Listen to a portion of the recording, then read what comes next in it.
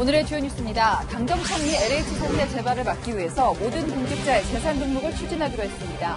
또 투기 재산 몰수가 미진할 경우 소급 입법에 나서겠다고 밝혔습니다. 공무원과 공공기관 직원이 모두 재산 등록을 하면 대상자가 지금의 14만 명에서 최대 150만 명으로 늘어납니다. 대상자가 10배 이상 늘어나는 셈인데 과도한 조치라는 반발이 나오고 있습니다. 코로나 백신 접종자 가운데 이상 반응을 호소하는 경우 다음 달부터 백신 휴가를 도입하겠다고 정부가 밝혔습니다. 별도의 유급 휴가나 병가를 쓰라는 건데 의무가 아니라 권고여서 실효성 논란이 예상됩니다. 4.7 재보궐선거가 딱 열흘 앞으로 다가온 가운데 선거전이 가열되고 있습니다. 박영선 후보는 강남 재건축과 관련해 현 정부와 거리두기에 나섰습니다. 오세훈 후보는 2030 청년 세대 표심 공략에 집중했습니다. 경북 구미 3살 여자 어린이 사망 사건과 관련해 신생아 발치가 분리된 채 발목이 아닌 아기 머리맡에 놓여진 사진을 경찰이 확보했습니다. 경찰은 이 사진을 신생아 바꿔치기에 유력한 증거로 보고 있습니다. 뉴스의 조수빈입니다. 서울 부산시장 선거가 이제 단 열흘 남았죠. 정치권이 빠르게 돌아갑니다. 먼저 LH 사태라는 암초에 걸린 여건부터 볼까요? 모든 공직자, 그러니까 최하 9급 공무원이라도 재산을 등록하게 한다. 또 내부 정보를 투기하면 최대 5배를 토해낼 뿐 아니라 무기징역까지 받게 하겠다. 매일같이 더 강한 부동산 대책을 업데이트하고 있습니다. 소급 적용을 두고 위헌 소지가 있다는 지적이 일자 투기는 친일 행위처럼 다스려야 한다는 말까지 나왔습니다. 안건우 기자입니다. 잇따른 공직자 부동산 투기 의혹으로 고위 당정협의회 분위기는 무거웠습니다. 정세균 국무총리는 비리는 가혹하리만큼 엄벌에 처하고 부당이득은 그 이상을 환수해 투기는 엄두도 내지 못하게 만들겠다며 강도 높은 처벌을 강조했습니다. 미공개 정보를 활용한 부동산 매매를 금지하고 위반 시 최대 무기징역, 투기 수익의 5배까지 벌금을 부과합니다. 만약 공공주택 사업 관련자가 불법을 저질러 5억 원의 이익을 챙겼다면 25억 원의 벌금과 함께 3년 이상의 징역형에 처해집니다. 벌금을 내고 징역도 사는 겁니다. 50억 원이 넘는 이익을 챙겼을 경우엔 무기징역까지 받게 됩니다. 지금까지는 LH 등 4급 이상 공직자나 부동산 정책 관련자들에게만 의무화했던 재산 등록도 전체 공직자로 확대됩니다. 9급 이상 공무원 및 공공기관 직원이 모두 포함될 전망입니다. 업무와 관련된 부동산 취득도 원천 금지됩니다. 현행법으론 기존 투기 재산을 몰수할 수 없던 비판을 의식한 듯 소급 입법을 하겠다고 밝혔습니다. 여당 최고위원회에선 공직자 부동산 투기를 친일 반민족 행위자에 준해 처벌해야 한다는데 공감했다고도 설명했습니다. 미진한 부분이 있다고 판단되면 부당 이익을 몰수하기 위한 소급 적용 입법에 나서겠다는 말씀을 분명히 드립니다. 재보궐선거를 열흘 앞두고 대통령과 정당 지지율이 최저치를 기록한 상황. 당정이 마련한 대책은 내일 문재인 대통령이 주재하는 반부패 정책협의회에서 최종 논의된 뒤 발표될 예정입니다. 채널A 뉴스 안건우입니다. 자, 이렇게 되면 의무적으로 재산 등록을 해야 하는 사람이 현재 14만 명에서 무려 150만 명으로 10배나 확 늘어납니다. 전체 공무원부터 공공기관 재직자까지 직급이나 직군도 가리지 않습니다. 공무원들 반발도 반발이지만 이게 실효성이 있을지 따져볼 대목입니다. 이어서 권솔 기자입니다. 현재 공직자윤리법에 따라 재산 등록이 의무화된 대상은 4급 이상의 공무원이나 법관, 검사, 총경 이상의 경찰 등 14만 명입니다. 앞으로 모든 공직자로 확대되면 1급에서 9급까지의 공무원 등 110만 명에 공공기관 임직원 40만 명까지 150만 명이 재산 등록 의무 대상자가 됩니다. 부동산 정책과는 관련이 없는 경찰이나 교사 직군도 모두 포함돼 과도한 조치가 아니냐는 이야기가 나옵니다. 당황스럽네요. 부동산 개발과 관련이 있는 공무원부터 재산 등록을 한다든지 이렇게 순차적으로 해도 될 것 같은데 갑자기 전 공무원으로 대상을 확대한다고 하니까. 공직자에 대한 불신이 팽배한 상황에서 어쩔 수 없는 조치겠지만 이런다고 투기를 막을 수 있겠냐는 우려의 목소리도 나옵니다. 등록하는 건 좋은데 어차피 차명으로 하면은 옷을 못 잡는 게 무슨 의미가 있는지 궁금하기도 하고 하는 사람들은 다른 사람 명의로 할 텐데. 실제로 지난 2019년 말을 기준으로 재산 공개 대상 공직자 3명 중 1명이 직계 존비속의 생계 유지 등을 이유로 재산 고지를 거부했습니다. 이 밖에도 여당과 정부는 재산을 관모 등에 게재해 공개하도록 하고 있는 재산 공개 의무 대상도 현행 1급에서 3급으로 확대하는 방안도 논의한다고 밝혔습니다. 채널A 뉴스 권솔입니다.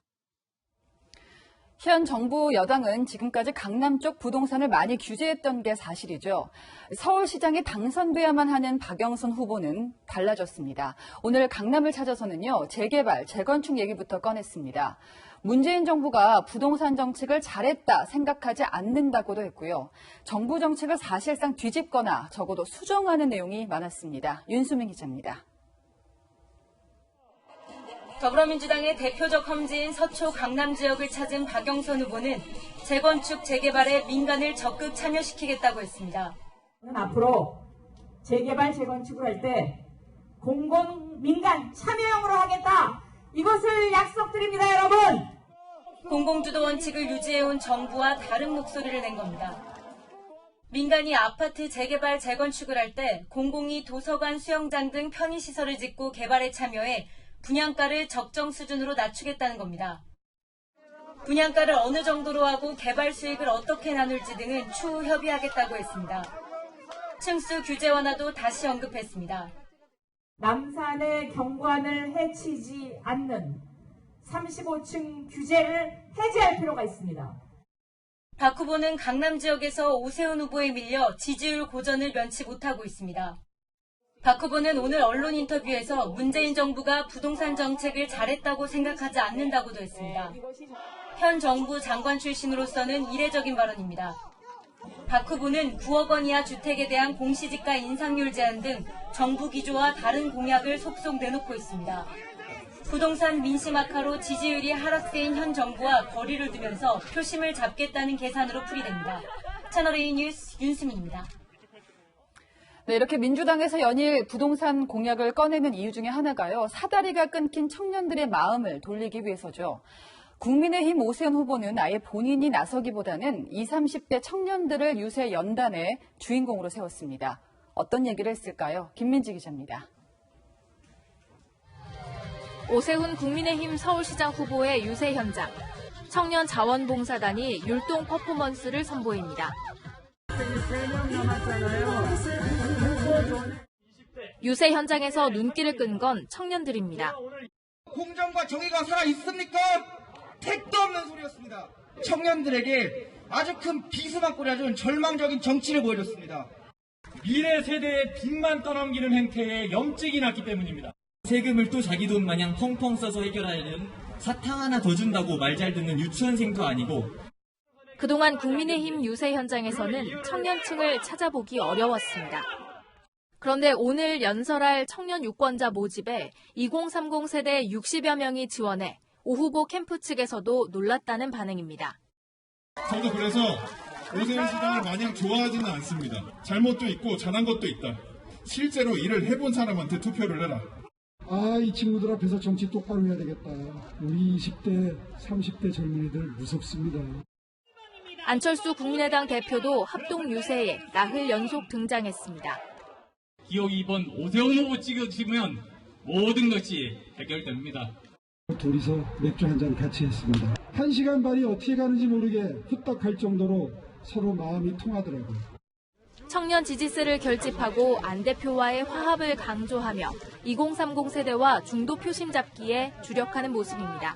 채널A 뉴스 김민지입니다. 네, 지금 후보 발언과 선거 유세 연설에서 매일같이 나오는 단어가 있습니다. 바로 부동산이죠. 자세한 내용을 정치부 최선 기자와 함께 짚어보겠습니다.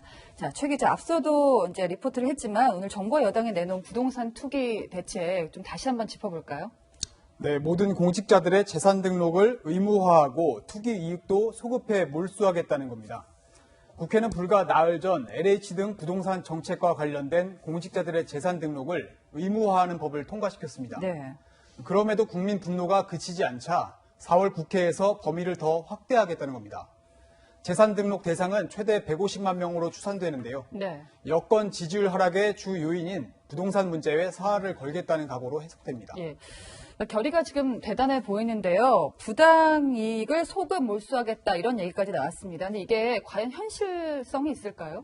네, 당 안팎에서는 투기이익 환수는 위헌적이라는 평가도 나오고 있습니다. 네. 민주당은 내부 정보를 이용한 부동산 투기를 친일 반민족 행위와 같은 수준의 범죄로 규정하며 법안 통과를 자신하고 있습니다. 내일 문재인 대통령은 긴급 반부패 정책 협의회를 여는데요. 국무총리와 관계부처 장관이 총출동합니다. 그만큼 사안을 심각하게 본다는 것이죠. 예. 선거 악재를 하루라도 빨리 털기 위해 당정청이 속도전을 벌이고 있습니다. 지금 가장 속이 타는 건 여권에서도 누구보다 후보자일 겁니다. 그러다 보니까 이제 박영선 서울시장 후보가 내놓는 말들이 사실은 조금 깜짝 놀랐어요. 지금 정책과는 좀 반대되는 얘기들도 많더라고요. 네, 박영선 후보자 오늘 한 언론과 인터뷰에서 문재인 정부가 부동산 정책을 잘했다고 생각하지 않는다면서 현 정부의 잘못을 인정했습니다. 그런데 불과 2달 전엔 이렇게 말했습니다. 예. 사실 저는 원조 친문이거든요. 2012년에는 제가 대통령님 모시고 다녔어요. 비슷한 시기에 문재인 보유국을 언급하기도 했는데요. 지금은 정부와 선을 그으면서 달라진 모습을 보이고 있습니다. 예. 최근 여론조사에서 문재인 대통령 국정 지지율은 취임 후 최저치인 34%를 기록했습니다. 부동산 정책 부정평가가 주 원인이었는데요. 이런 상황이 박 후보의 언행에 영향을 미치는 것으로 분석됩니다. 자, 다시 한번 얘기를 해보면은 정부의 부동산 정책 기조와 좀 다른 부분 어떤 점들이 있습니까? 네, 오늘 박영선 후보가 서초구 집중유세에서 한 말을 함께 들어보시죠. 예. 저는 공공, 민간, 참여형 재건축, 재개발을 추진하겠다. 이것이 오늘 박영선의 서울선언 4번째입니다. 네, 지난달 강남 재개발 필요성을 강조하더니 예. 이번엔 민간 참여를 언급한 겁니다. 공공주도라는 현 정부의 부동산 정책과 확연한 차이를 네. 보이는데요. 박 후보자는 3년 전 서울시장 경선 당시 박원순 전 시장을 향해 강남 재개발 재건축을 허용해 문재인 정부와 엇박자를 냈다고 비판했습니다. 같은 지적이 이번에는 박 후보에게 돌아올 것 같습니다. 예, 그러니까 공공주도형 재건축을 완전히 뒤집기는 좀 부담스럽다 보니까 약간 하이브리드성으로 민간 참여를 얘기한 것 같아요. 이제 국민의힘은 지금 현 정부의 부동산 실책을 집중 공격하고 있는데요. 하지만 야당도 부동산 문제에서 자유롭지는 못해요. 네, 그렇습니다. 오세훈 국민의힘 서울시장 후보는 연일 부동산 이슈를 거론하고 있습니다. 주택가격 올리는 건 정말 그거는요. 천추에 남을 큰 대역 죄라고 해도 그거는 과언이 아니에요. 소득 격차는 더 벌어지고 집값이 올라서 자산 격차는 더 벌어져서 이에 민주당은 야당 후보들의 부동산 의혹을 거론하며 납불 작전으로 나서고 있습니다. 예. 오 후보 처가가 개발 전 내곡동 땅을 측량한 현장에 오 후보가 있었다고 주장하며 사퇴를 요구하고 있고 박형준 부산시장 후보에 대해서도 LCT 특혜 분양 의혹을 계속 제기하고 있습니다. 예. 자, 지금 그게 뭐 내곡동 땅 문제 같은 경우는 허위 보도라고 이제 고발하겠다는 얘기도 했는데요. 과연 열흘밖에 안 남은 선거가 어떻게 흘러갈지 지켜봐야겠습니다. 예. 네, 그렇습니다. 여권은 LH 사태로 분노하는 여론을 달랠 방안을 조속히 내놓아야 한다는 숙제를 안고 있습니다. 예. 국민의힘 두 후보가 제기되는 의혹을 얼마나 명쾌하게 해명할지도 관심 있게 봐야 될 대목입니다. 네. 여기까지 듣겠습니다. 최선 기자 수고했습니다. 네, 경기도청 전직 공무원 부부가 용인 반도체 특구 근처에 있는 땅에서 수상한 거래를 한 정황이 포착돼 주말인 오늘도 소환 조사를 받았습니다. 지금까지 의심받는 사람들을 추려보면요. LH 직원부터 공무원 또 국회의원까지 전방위로 포진돼 있습니다. 박건영 기자입니다. 우산으로 얼굴을 가린 남성이 경찰서로 들어갑니다. 경기도청에서 10년간 기업 투자 유치를 담당한 전직 공무원 김모 씨입니다. 공무상 취득한 정보로 부동산 거래하는 게 맞으십니까? 페이퍼 컴퍼니 왜 운영하셨습니까? 김 씨는 경기도 용인 반도체 특구 부지가 발표되기 전인 2018년 가족회사 명의로 개발 예정지와 맞닿은 땅과 집을 매입했습니다. 현재 이 땅의 시세는 20억 원을 웃도는 것으로 알려졌습니다. 경기도청의 고발로 수사에 착수한 경찰은 김 씨가 미공개 정보를 이용해 땅을 샀는지 확인하고 있습니다. 가족회사 대표인 김 씨의 아내도 같은 시간에 조사를 받았습니다. 오후에는 퇴직 직후 3기 신도시 예정지인 경기 광명시 노은사동에 땅을 산 전직 LH 직원도 경찰에 출석했습니다. 미공개 정보로 거래하신 거 맞으십니까? 부인 명의로 매매하셨던데 차명 거래 의혹도 인정하시나요? 지난 26일 기준으로 정부합동특별수사본부의 4사, 수사 대상은 모두 536명. 이 가운데 LH 직원은 32명이고 전현직 공무원은 102명입니다. 이 중에는 더불어민주당 양향자 서영석 의원과 국민의힘 강기훈 의원, 차관급인 전 행정중심 복합도시 건설청장도 포함되어 있습니다. 내일 오전에는 지하철 역사 예정지 인근에 땅을 사들여 투기 혐의를 받는 포천시청 공무원의 구속영장 심사가 열릴 예정입니다. 채널A 뉴스 박권영입니다. 서울 아파트 가격이 진정세를 보일 수는 있을까요? 30대가 주택을 매매하는 건수가 줄었고요. 또 강남 지역의 전셋값도 하락세로 돌아섰습니다. 전문가들은 어떻게 보고 있는지 이현수 기자가 취재했습니다. 서울 노원구 상계동의 재건축 아파트 단지입니다. 이곳의 전용 면적 45.9제곱미터는 지난 12일 5억 5천만 원에 거래됐습니다. 직전에 거래된 6억 1,800만 원보다 7천만 원 하락한 금액입니다. 가격이 좀 많이 오르긴 했잖아요. 작년 여름부터 전국이. 고민들이 많으세요. 문의는 있는데. 지난달 서울 아파트 거래량은 5,400여 건으로 전월보다 8.6% 줄었고 1년 전보다는 42.9%나 감소한 수준입니다. 특히 지난해 패닉바잉에 나섰던 30대의 서울 매수세가 꺾였는데 중저가 아파트가 밀집해 있는 노원, 도봉, 강북구에서 두드러집니다. 지난해 집값이 더 오를지 모른다는 불안감에서 젊은 층을 중심으로 패닉 바잉이 나타났지만 올 들어는 신규 수요가 주춤한 양상이고요. 공시지가 상승으로 보유세 부담이 커졌는데 양도세 부담도 적지 않아 거래 절벽이 형성되고 있다는 분석입니다. 서울 강남구에서는 전셋값이 10개월 만에 하락세로 돌아섰고 작년 말까지 최고치를 경신했던 한국은행 집값 전망 수치도 지난 1월부터 석 달 연속 내림세입니다. 다만 전문가들은 섣불리 안정 여부를 판단하기에 이르다고 보고 있습니다. 정부는 부동산 시장 안정을 위해 이번 주 제2차 공공재개발 선정 결과와 제1차 도심사업 후보지를 발표할 계획입니다. 채널A 뉴스 이었습니다. 출산해보신 분들은 아시겠지만요. 아기가 태어나면 곧바로 플라스틱 같은 재질로 된 발찌를 채우죠. 어지간한 힘으로는 잘 빠지지가 않는데요. 구미에서 미이라 상태로 발견된 3살 여자 어린이 신생아 때 발찌가 분리된 채 찍힌 사진을 경찰이 확보했습니다. 병원에서 아이를 바꿔치기 했을 유력한 증거로 보입니다. 배유미 기자입니다. 구미에서 숨진 3살 아이의 친모로 밝혀진 성모 씨의 딸이 3년 전 아이를 낳은 산부인과 병원입니다.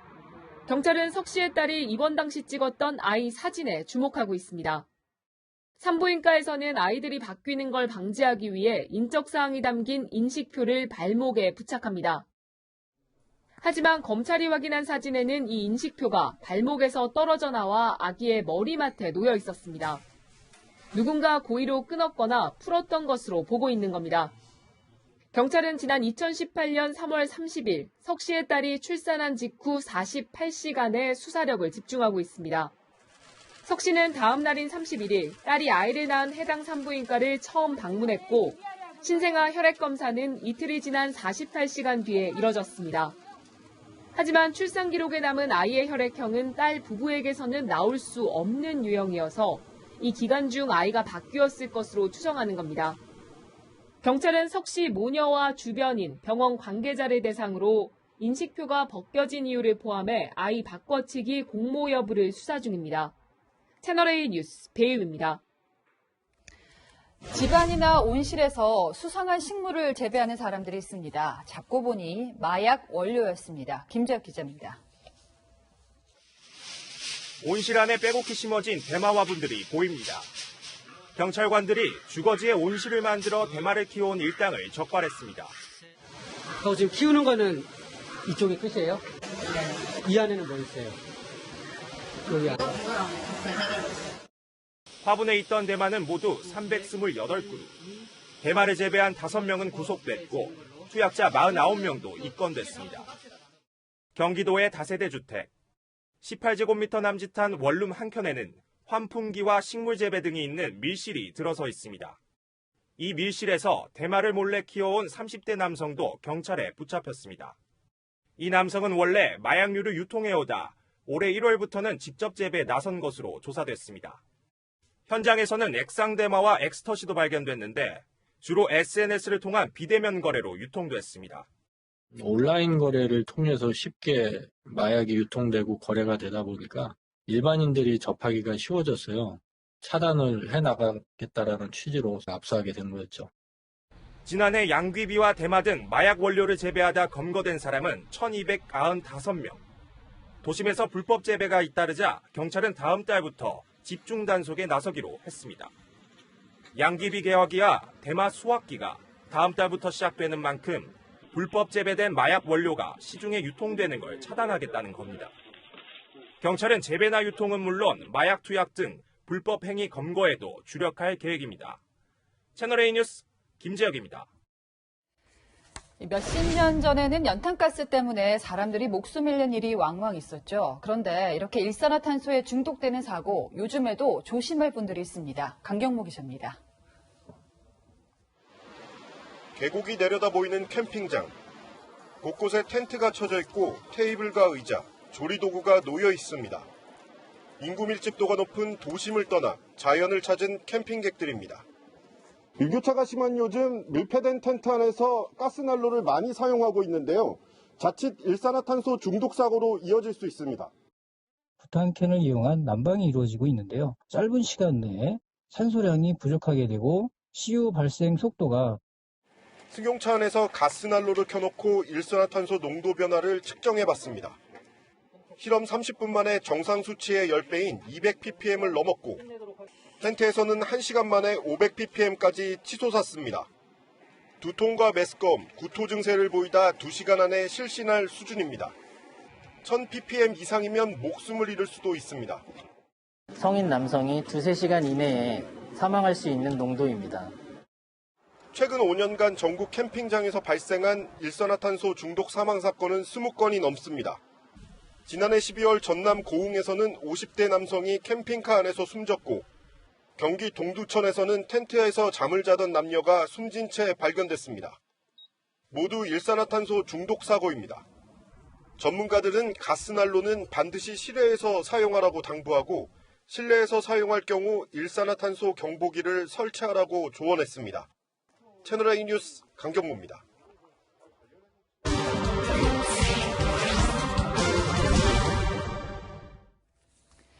도쿄올림픽이 코로나 때문에 결국 1년 늦게 열립니다. 성화 봉송도 시작됐습니다. 해외 관중도 받을 수 없고요. 저주받은 올림픽이라는 말까지 나오는데 일본 정부가 이렇게 강행하는 이유는 뭘까요? 세계를 보다 황가람 기자입니다.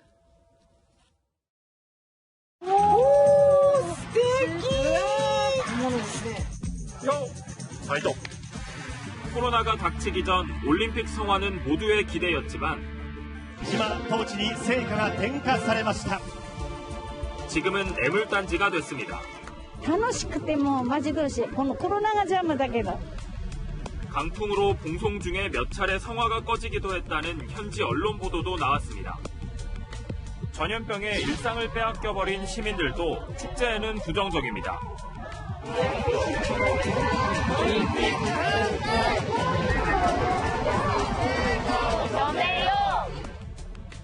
최근 여론조사에서 일본 국민 10명 중 7명은 올해 도쿄올림픽 개최 강행을 반대하고 있는 걸로 나타났습니다. 코로나19 재확산 우려 때문입니다. 실제로 최근 스가 정부가 긴급사태를 풀자 코로나19 신규 확진자는 다시 2,000명대로 늘어났습니다. 결국 125년 올림픽 역사상 최초로 해외 관객은 받지 않기로 했습니다. 現在の世界におけるコロナ禍の状況により東京2020大会における海外観客の日本への受け入れは断念するという結論を 이미 환불하기로 한 해외 관중 티켓만 63만여 장. 국내 관중마저 50%로 제한하면 경제적 손실은 17조 원에 이릅니다. 그럼에도 강행하려는 이유는 뭘까?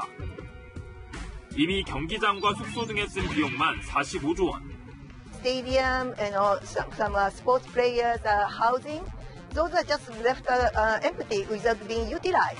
So there's an opportunity cost there. 올림픽 중계권료 수입도 무시할 수 없습니다. オリンピック福島市からスタート。鍛えた桃。 10년 전 동일본 대지진의 기억을 지우고 후쿠시마 원전 폭발의 트라우마에서 벗어나기 위해서라도 올림픽은 포기하기 어렵습니다. 원전 사고 이후에 아무래도 사회 경제적으로 분위기가 침체돼 있었던 거 아닙니까? 그거를 이렇게 반전시키는 하나의 모멘텀으로 삼으려고 하는 동기가 너무도 강했기 때문에 이게 쉽사리 포기하기 어려운 측면이 있다고 봅니다. 하지만 도쿄올림픽 개최 일정이 차질을 빚으면서 40년 주기설이 나옵니다. 일본은 1940년 동학의 올림픽 개최권을 모두 가져왔지만 1년 뒤 자국이 일으킨 중일전쟁에서 이어진 제2차 세계대전 때문에 대회를 열지 못했습니다. 1980년 모스크바 올림픽은 옛 소련의 아프가니스탄 침공에 서방이 불참하면서 반쪽 올림픽으로 치러졌습니다. 2020년 도쿄올림픽이 다시 전염병으로 미뤄지자 일본 내에서조차 저주받은 올림픽이라는 말이 나옵니다. 今回40年経つと今年です。呪われたオリンピックって。 결국 스가 일본 총리는 정치적 승부수를 띄웠습니다. 김여정 북한 노동당 부부장이 오면 만나겠다. 바이든 미국 대통령을 초대하겠다. 하지만 현재로선 실현 가능성이 높지는 않아 보입니다. 세계를 보다 황아람입니다. 욕설 편지부터 나무에 목을 걸겠다는 뜻의 올가미까지 미국은 지금 증오 범죄로 좀먹어가고 있습니다. 한국계 의원 4인방이 이례적으로 한 목소리를 냈는데요. 제 아무리 정치인이어도 바이러스 취급당하는 불쾌한 경험 있었다고 합니다. 워싱턴 유순진 특파원입니다. 미국 캘리포니아주의 한 네일샵이 받은 익명의 편지입니다. 못생기고 냄새나며 개와 원숭이를 먹는 아시아인들은 집으로 돌아가라는 내용의 인종 혐오 발언이 가득합니다. So the letter was shared to us. So when I saw the letter, I read it and I was shocked. Really discriminating against Asian people like that is definitely scary. 연이은 증오 범죄에 노인들까지 거리로 나왔습니다.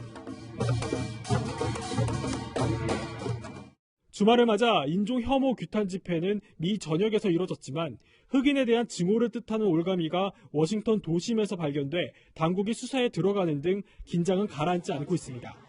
교민사회 불안이 극에 달하자 미 한국계 연방 하원 의원 4인방이 한데 모여 대응책 논의에 나섰습니다.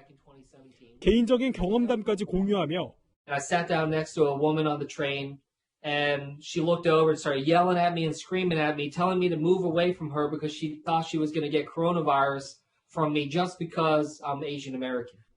각자의 자리에서 현명한 방어와 적극적인 대응을 하자며 목소리를 높였습니다.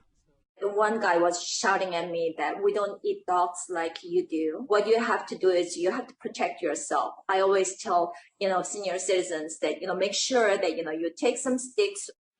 바이든 행정부가 인종차별에 적극 대응하고 있지만 미중 갈등이 계속되면서 역설적이게도 미국 내 반아시아 정서도 갈수록 커지고 있습니다. 워싱턴에서 채널A 뉴스 유승진입니다. 수에즈 운하에 100척이 넘는 배가 갇혀 있습니다. 벌써 닷새째입니다. 배 안에 있는 가축들이 산채로 굶어 죽기 일보 직전입니다. 하지만 운하를 가로막은 선박이 워낙 거대하다 보니 배를 빼보려는 중장비들이 애처로워 보일 정도입니다. 권갑구 기자입니다. 폭 280m의 수에즈 운하를 길이 400m의 컨테이너선 에버기브노가 비스듬히 가로막고 있습니다. 벌써 닷새째입니다.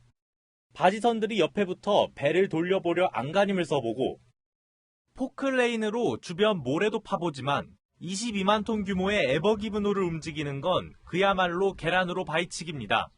금방 뚫릴 것으로 예상한 선박들이 운하 주변으로 몰려오는 바람에 대기 중인 배만 320척을 넘었습니다. 이 중 20척에는 살아있는 수천 마리의 가축들이 실려있는 것으로 파악됐습니다. So the conditions are never good for these animals. They cannot rest. They have to stand and they are shaken from one side to another. 스페인이나 루마니아 등 유럽에서 출발해 중동으로 가는 배들인데 주로 양들이 실려 있습니다. 살아있는 가축을 수입해 이슬람 율법 절차에 맞게 도축하기 위해서입니다. 문제는 선박에 보통 2, 3일치의 사료만 보관 중이어서 운하 내에서 대기가 길어지면 가축들이 굶어 죽을 가능성이 큽니다. 이집트 수에즈 운하 관리청은 좌초 원인에 대해 운전조작 미숙이나 기계적 결함 가능성을 제기했습니다. 사고가 장기화될 조짐을 보이면서 국내 최대 원양 컨테이너 선사 HMM은 남아공 희망봉 노선으로 우회하기로 했습니다. 이 경우 약 9,000km를 더 항해해야 하고 소요기간도 최대 10일가량 더 걸립니다. 채널A 뉴스 권덕구입니다.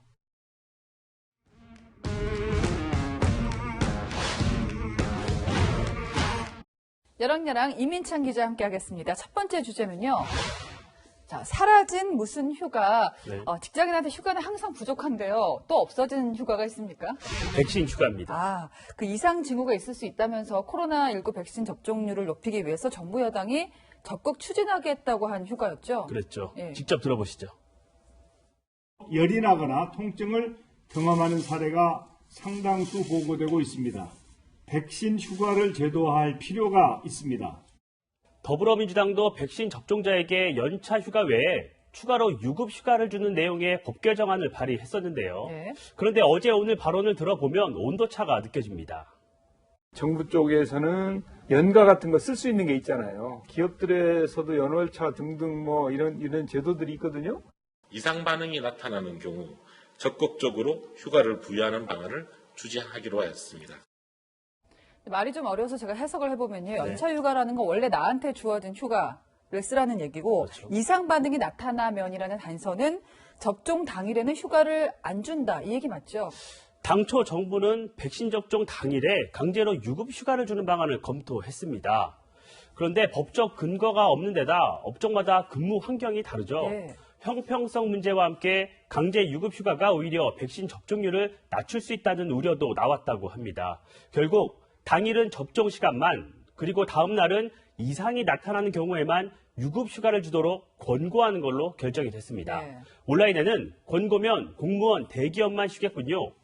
말이나 꺼내지 말지 놀리시나요 같은 댓글이 올라오고 있습니다. 시민들로서는 줬다가 뺏는 기분이 들 수 있어서 정부가 혼선을 자초한 셈이 됐습니다. 다음 주제 보겠습니다. 박영선 후보님 칭찬합니다. 자, 오세훈 국민의힘 서울시장 후보가 경쟁자인 박영선 민주당 서울시장 후보를 칭찬했죠. 박영선 후보 어제 SH공사의 분양원가를 공개하겠다는 공약 발표했습니다. 그러자 오세훈 후보 오늘 SNS에 격하게 환영한다면서 칭찬할 일이라고 적었습니다. 웬일로 아름다운 풍경이 펼쳐지나 했는데 역시나 한국말은 끝까지 들어봐야 돼요. 그렇습니다. 오세훈 후보, 박영선 후보의 이 SH공사 분양원가 공개 15년 전 자신이 서울시장으로 있을 때 이미 시행했던 것이라고 강조했습니다. 박 후보를 칭찬하면서 자신의 업적을 홍보하고 정책 역량이 우위에 있음을 내비친 건데요. 오 후보는 공약에 저작권은 없으니 굳이 표절이라는 말은 하지 않겠다고도 했습니다. 그러니까 남을 칭찬하는 듯 하면서 자기를 칭찬하는 그런 결과가 됐는데 박영선 후보는 이제 오세훈 후보가 분양 원가를 공개한 건 맞지만 핵심을 빼놨었다 이렇게 지적을 했어요. 직접 들어보시죠. 또 거짓말했습니다. 하도급 내역서는 지금까지 공개된 적이 없습니다, 여러분. 서울시장으로서 SH공사의 분양 원가에 무엇이 공개되는지도 제대로 파악하지 못하고 있는 사람입니다, 여러분. 지금까지 SH가 공개하던 62개 항목을 넘어서 설계 내역서, 도급 내역서, 하도급 내역서를 추가로 공개하는 게 자신 공약의 핵심이라고 한 겁니다. 표현이 일부 거칠긴 하지만 개인을 향한 막말과 비방이 아닌 정책 공방, 오랜만에 보는 거죠. 그래서 오늘의 열왕야랑은 정책 먼저로 정해봤습니다. 정책이나 공약을 두고 싸우는 거는 국민들도 언제나 환영할 일입니다. 지금까지 열왕야랑이었습니다. 평양도 주택난이 심하다 보니 아파트 7만 채를 짓겠다 호언장담했는데요. 주택을 지을수록 주민들 등골이 더 휠 수밖에 없다 합니다. 박수유 기자입니다. 평양시 외곽 사동구역의 아파트 단지 건설 현장입니다. 굴착기가 파는 흙더미가 산처럼 쌓였습니다. 김정은 국무위원장도 착공식에 참석해 망원경으로 발파 장면을 지켜봅니다. 안정되고 문명한 생활 조건을 제공해주기 위하여 우리 당이 크게 벼리고 준비해온 수건 사업이며 김정은은 이틀 뒤에도 평양 보통강변에 있는 호안 다락식 주택 부지를 시찰했습니다. 이 사진은 노동신문 1면, 탄도미사일 발사 장면은 2면에 실렸습니다. 김정은 시대 들어 평양에 건설된 아파트 단지는 미래과학자단지 등의 7천여 세대, 송신지구와 송화지구의 10,000세대를 포함해 5년간 5만 세대, 이미 건설 중인 살림집까지 포함해 7만 세대를 짓겠다는 계획입니다. 북한은 계속되는 경제난 속에 주택 공급이 부진한 것으로 알려졌습니다. 한 집에 몇 가구가 모여 살 정도입니다. 하지만 집을 지을수록 인프라 문제는 더 심각해지고 있습니다. 전기, 상하수도, 인프라가 필요하거든요. 근데 이런 게 전혀 없기 때문에 기존에 공급되는 전기를 딴 데서 끌어온다든지 우물물을 파서 먹는다든지 기존의 인프라가 더 취약해지는 딜레마가 있습니다. 올해로 집권 10년 차, 가시적인 경제 성과를 보여주고 싶은 김정은 위원장. 건설 비용과 노동력을 제공해야 하는 주민들과 군인들의 부담도 커질 수밖에 없습니다. 채널A 뉴스 박수입니다. 주말 동안 가뭄과 먼지를 해소해준 효자비가 대부분 그쳤습니다. 비가 오면서 벚꽃이 조금 떨어지긴 했지만 물기를 머금어서 더 아름답게 보이는데요. 오늘 중부지방과 전라 동부엔 비가 한 차례 더 오겠습니다. 밤사이에 최대 5mm가량 내리겠고요. 내일은 대체로 맑겠습니다. 주말 내내 휘몰아치던 바람은 조금씩 약해지고 있는데요. 강원과 경북 북동 상지, 동해 먼바다에서는 여전히 강합니다. 내일까지는 주의가 필요하겠습니다. 한편 주말 동안 바람과 비가 먼지를 씻어냈는데요. 다시 황사 소식이 들려옵니다. 내일은 전국의 미세먼지 나쁨 단계 예상됩니다. 내일 기온은 오늘과 비슷하거나 약간 높겠고 당분간 맑고 포근해서 봄 기운이 짙겠습니다. 날씨였습니다. 네, 저는 다음 주말에 뵙겠습니다. 내일도 뉴스입니다.